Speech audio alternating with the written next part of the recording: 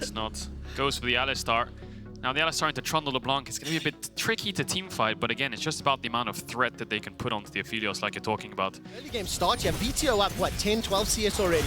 It was nearly a 20 CS advantage for Heretics before the Dragon was started. Dragon will be secured as VTO is forced to run away using that LeBlanc clone. He should escape with his life. Trimby now being burned down, and he will be able to get the pulverize and step out. Humanoid looking to find a target for the Buster Shot. Will in that direction. No blast cone for Mercer though. Hex Flash is available. See if he goes for it. See if Evie gets the knock. Back up from Jankos as well. Oscarin has got the equalizer, needs to manage the heat well. Hook. Waiting for it. Dredge line connects. Equalizer, the red carpet is laid out, and VTO is coming for the flank to boot.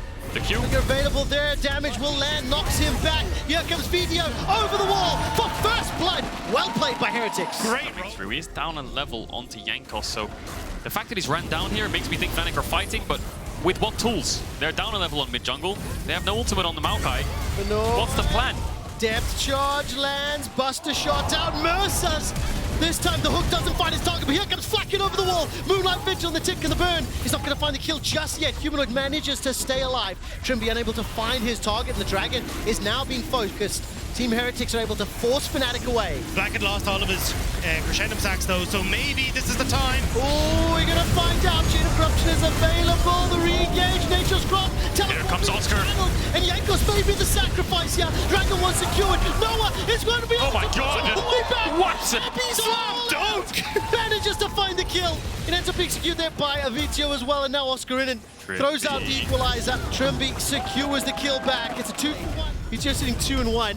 Now Ebby's going to be the target of some love here from Trimby. Starting a fight, all out's available to him. Trimby level 7.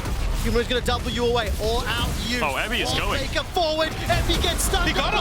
Knocked down. He manages to find himself a kill. 3 more members of Fnatic are now chasing him down. The rest of Team Heretics pushing towards the top lane. Eventually, Ebby will fall to Razork, but at what cost? Ebby has solo kills this weekend. We're like, what is happening? He managed to get it on Adam, and now he's set up for Heretics to dive Oscarinen. Ebby is here to play. Oscarinen's using that equalizer to try clear out the wave, make it more difficult, pick up the CS that is possible. Kill secured to VTO, 3 of his team's 4, and the tower will fall. Let's not forget he solo killed Oster in game 1. This guy's having a stormer of a last. Oscarinen's Poppy in game 2 in the team fights. Later on, that really took over. He's a champion that can have similar levels of impact on this run.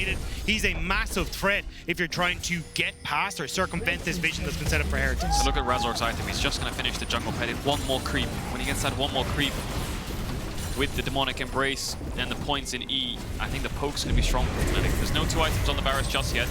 Rumble's going to push in top with TP, but Razork needs to upgrade that smite, and then they need to start finding ways to poke them down. I mean, take a look at the mini-map. You can see just how many wards have been set up here. Team Heretics with the Herald in the mid lane, 2 charges, securing 1.5 towers. Ebby leading the charge. Now, while that is happening... Nice little flank position going. There's the Maokai ult to try and find some position. Oh, follow the equalizer. Nature's Growth doesn't hold people in place long enough, but Ebby is burned down. It holds Team Heretics at bay, at arm's length, for an easy kill onto the top laner.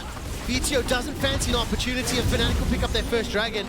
Very well played. Team Heretics pushing top. And the Rumble ult, can he get it down here, Oscar? If he can Rumble ult that top wave, they can't get a top tier 2, so it's like this Rumble is just so... That was such a great vision toggle from the observers. No information yet for Heretics. Baron is burned down, it is secured. VTO's trying to slow down the escape. Jankos takes the Hex Gate behind them. Triangle Pillar can do work. Humanoid rocket jumps forward. Dreadline catches a target, but the red carpet is laid out and sidestepped and has moved away from. Team Heretics have lost 2. The resets are come in, and Humanoid is hopping. Fnatic can continue the siege. VTO's trying to at least match a little bit in that middle lane. They'll be able to take that tower in a moment or 2. The rest of Fnatic, how aggressive are they feeling? Nature's Grasp is up. Equalizers available. Do they even need it? Baron Empowered Minions will open the base, turning their attention to the inhibitor as well. They could stick around even longer. I mean, VTO has not recalled yet, and there's nothing that Team Heretics can do. They have. It's going to be it's going to be one more Baron setup, and I think that's going to be lights out for Heretics. So Fnatic need to make sure they keep these lanes stable, keep them pushing. It's still inside the jungle. Will not even be needed because the inner turret will just drop. 2 members pushing that one. Step forward as you're trying to contest some of the vision that's been established, maybe, but that's the engage. That's engaged from Trimby. Forces the flash up from Flacket already. Here comes Humanoid over the wall, turning attention to Mercer. Nature's Grasp finds out the middle lane. It's time can do nothing but watch. He's trying his best to jump onto Oscarinen, but he's burned down where he stands. This draft has, with the Maokai ult, with the Tristana resets, with the Rumble slowing you down, there's no real way to escape. More range, really, it feels like, doesn't it? Or more space buying spells, more range control, more collateral damage in team fights where I think it can just happen in terms of knock-on effects, or Jankos actually getting knocked up. See if there's an engage from Fnatic here. Their eyes on VTO, looking for the flank. Nature's Grasp in reverse. This Humanoid that finds the first kill. Jankos is burnt down. Humanoid hops forward. It's another secured. Humanoid's now chasing onto VTO. The Buster! And he secure it. 3 members of Team Heretics are down. Flacket is flashless underneath his tower. And Envy's been cooked alive like the shrimp that he is.